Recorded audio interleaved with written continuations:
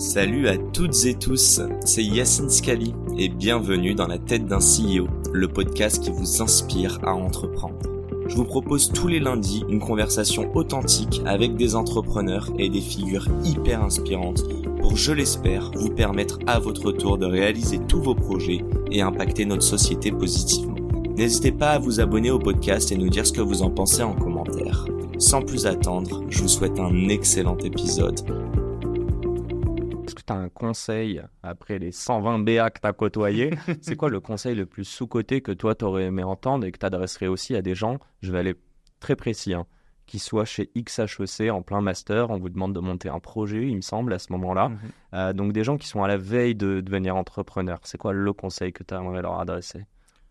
C'est une bonne question. Je dirais, c'est une formulation que j'aime beaucoup, qui consiste à dire macro-optimiste, micro-pessimiste. C'est la manière d'être en tant qu'entrepreneur qui te permet, macro-optimiste, il faut avoir une vision qui permet de tirer des gens, qui permet de voir un futur différent de celui qu'il est aujourd'hui et qui donne une énergie vitale pour le fait d'aller vers ce futur. Micro-pessimiste, il faut voir les problèmes, les choses qui ne vont pas, les petits détails. Le diable se trouve dans le détail et être perfectionniste, et c'est en étant perfectionniste qu'on va pouvoir aller améliorer les choses. Et oui, j'aime bien cette conjonction, il faut être macro-optimiste, micro-pessimiste. Comment tu gardes cet équilibre? Comment un matin où tu as une mauvaise soirée ou un mauvais réveil, tu te dis pas que tous ces petits problèmes qui doivent être des opportunités pour ta boîte, ce matin tu vois très bien que tu les vis mal. Comment tu arrives à prendre du recul par exemple? Écoute, franchement, je pense que je suis quelqu'un d'assez optimiste de nature, peut-être parfois trop. Et donc c'est pas vraiment un problème. Ok, c'est pas un truc. Honnêtement, je suis assez optimiste de nature. Donc, Et il y a l'entourage, quand je te parle d'entourage... Évidemment, il y a l'entourage, il faut rester sain, il faut faire du sport, il faut bien manger, il faut passer du temps avec ses amis, il faut faire en sorte d'avoir un rythme de vie qui est équilibré. Tu crois en l'équilibre vie pro, vie perso, toi, oui? Alors, je ne crois pas à l'équilibre vie pro, vie perso, parce que la réalité, c'est que je suis une seule personne et que je passe mon temps sur des choses qui sont des choses qui me prennent du temps.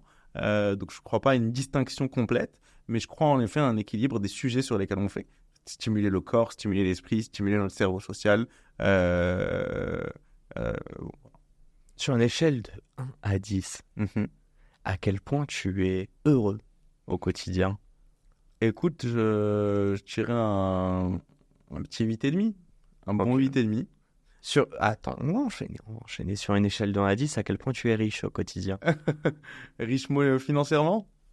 Sur une échelle de 1 à 10, à quel point tu es riche au quotidien? Écoute, je mettrais un petit 8,5 aussi. Ok. Sur une échelle de 1 à 10, à quel point ton job t'apporte du sens au quotidien? On va rester sur la même.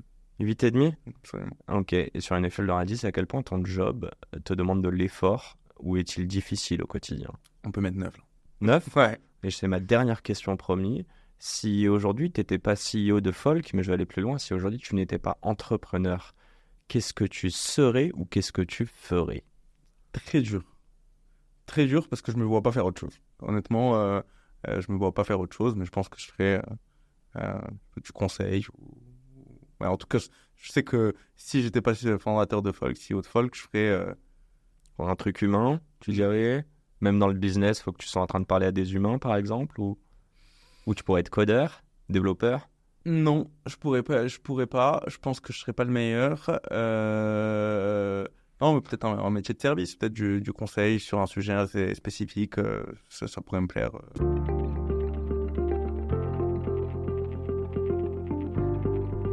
Et c'est la fin de cet épisode. Si cet épisode vous a plu, n'hésitez pas à nous soutenir en nous mettant 5 étoiles sur les plateformes, en vous abonnant évidemment et en nous laissant des commentaires. Hâte de vous retrouver la semaine prochaine.